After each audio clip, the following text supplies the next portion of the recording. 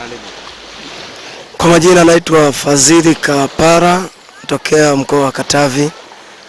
Leo niko eneo hili la Ziwa Rukwa katika eneo la Milepa, na leo ni sabato ya pekee tunaohitimisha mikutano yetu ambayo ilianza tarehe 8 ya mwezi huu wa 8, na leo tunahitimisha mkutano huu ambao umekuwa ni baraka mkubwa sana kwetu. Na hivyo namshukuru sana Mungu, tumeona leo tuje maeneo haya ya Ziwa Rukwa tuangalie uumbaji wa Mungu ambao tunafurahia jinsi ambavyo Mungu ameumba. Maji yanapendeza, yanavutia mno. Tukaona si vyema basi tuje kwa ajili ya kuangalia mazingira. Nami namshukuru sana Mungu, amekuwa nasi na amekuwa nami kwa kweli tangu nimefika eneo hili la Milepa. Nimebarikiwa sana na vitu vingi. Nimeona wavuvi wanavyoingia na boti zao, nimeenjoy mno.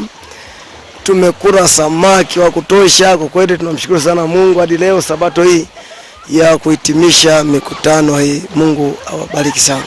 Bila kusahau mihogo. Na mihogo tumekula.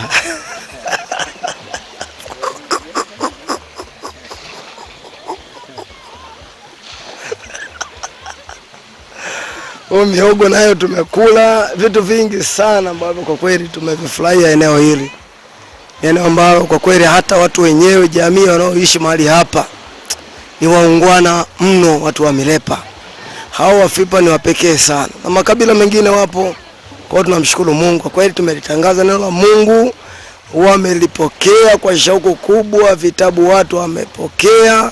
Tunamshukuru sana Mungu hadi siku ya leo, na tumeungana na kwaya moja kutoka Kashai mjini huko Sumbawanga. Kwa kweli wamekuwa mbaraka mkubwa kwenye mkutano huu. Tunamshukuru sana Mungu hata kwa roho ambao wamejitoa kwa ajili ya kutoa maisha yao kwa Yesu.